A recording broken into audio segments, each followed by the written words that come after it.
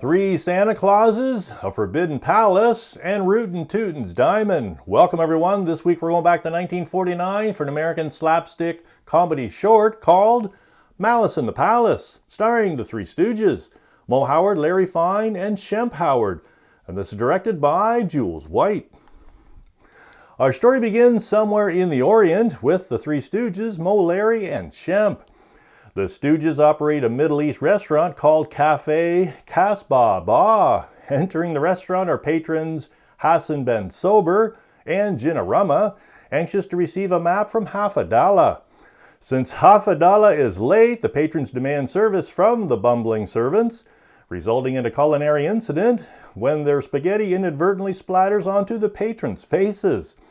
Feeling bad and asking for 1,000 pardons, the Stooges offer a replacement meal of rabbit and hot dogs. While waiting for their next mishap, Hafadallah appears, bringing a map of the jewel. However, they must reach Rootin' Tootin' tombs first, as someone else has a duplicate map. Eager to depart, the patrons are reminded of the curse. He who touches the jewel first is doomed to 1,000 deaths. They must secure the services of three. When they get them to do their bidding, their services will be no longer needed. Needing food before they travel, their efforts are further complicated by the presence of a stray cat and dog, leading to the mistaken impressions of a meal's ingredients.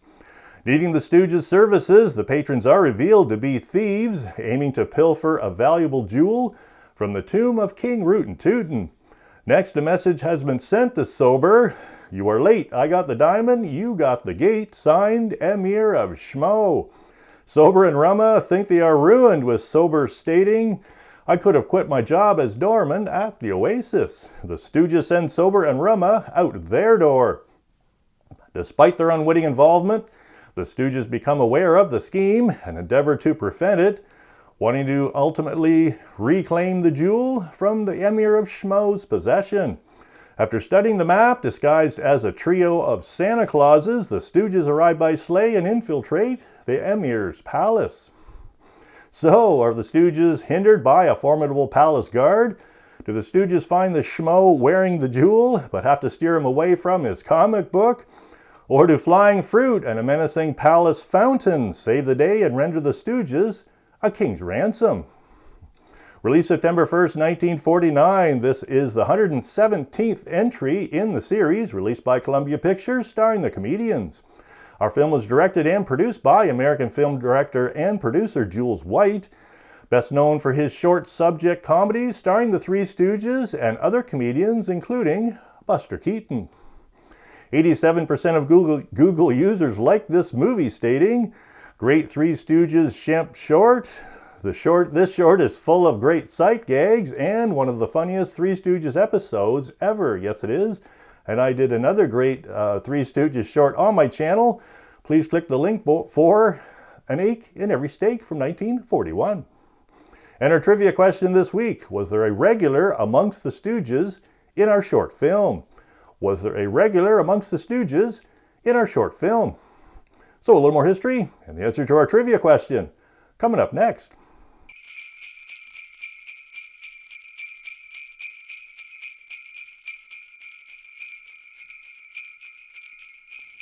This week I'm doing part 2 of the Three Stooges history, with part 1 ending in 1933. So in 1934, Ted Healy and his Stooges ended as the team's contract expired with MGM, and the Stooges Professional Association with Healy came to an end.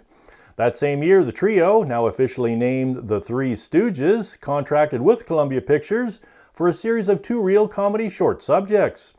They each received $600 per week, equal to $14,000 today, on a 1-year contract with a renewable option. The Stooges are said to have received $1,000 among them for their first Columbia effort, Woman Haters, in 1934, and then signed a team contract for $7,500 per film, equal to $176,000 today, to be divided among the trio. Within their first year at Columbia, theater bookings for the Stooges films took off, resulting in Columbia Pictures president Harry Cohn using them as leverage, forcing exhibitors to book some of the studio's mediocre B movies. The Stooges' release schedule was 8 short subjects per year, filmed within a 40-week period for the remaining 12 weeks. The Stooges appeared in 190 filmed shorts and 5 features while at Columbia Pictures, outlasting every one of their contemporaries employed in the short film genre. The Stooges films made between 1936 and 1941 captured the team at their peak. However, by 1947, that was about to change. Curly entered a disastrous third marriage in October of 1945 and a divorce in July of 1946 at a great cost to his already fragile health. During the final day of filming Half-Wit's Holiday on May 6, 1946, Curly suffered a debilitating stroke on the set, ending his 14-year career. Moe asked his older brother Shemp to take Curly's place, but Shemp hesitated to rejoin the Stooges as he was enjoying a successful solo career. He realized, however, that not rejoining the Stooges would mean the end to Moe and Larry's film careers. Shemp appeared with the Stooges in 76 shorts, improving the quality of the films, as the previous few had been marred by Curly's sluggish performances. Joe Besser replaced Shemp from 1956 to 1958, appearing in 16 Stooge shorts.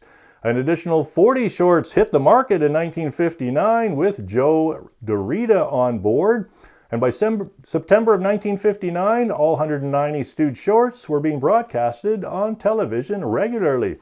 Over 60 years since their first short film was released, the Three Stooges still remain popular. As Steve Allen once said, they made people laugh. Yes, they did. And here's someone else who made people laugh. The answer to our trivia question this week: was there a regular amongst the Stooges in our short film? Yes. And it was American comic actor Vernon Dent, who plays Hassan Ben Sober in our film. Vernon Dent appeared in over 400 films, including many short films for Columbia Pictures, frequently playing the foil, main antagonist, and ally to the Three Stooges.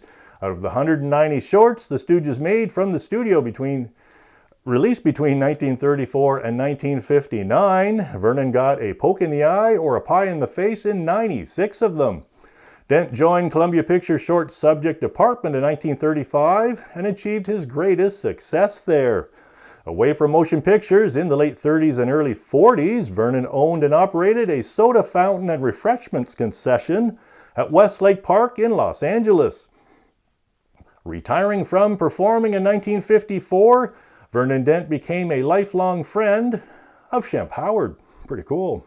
And when you click the link for An Ache in Every Steak, I did part 1 of the Three Stooges history in that one, so enjoy.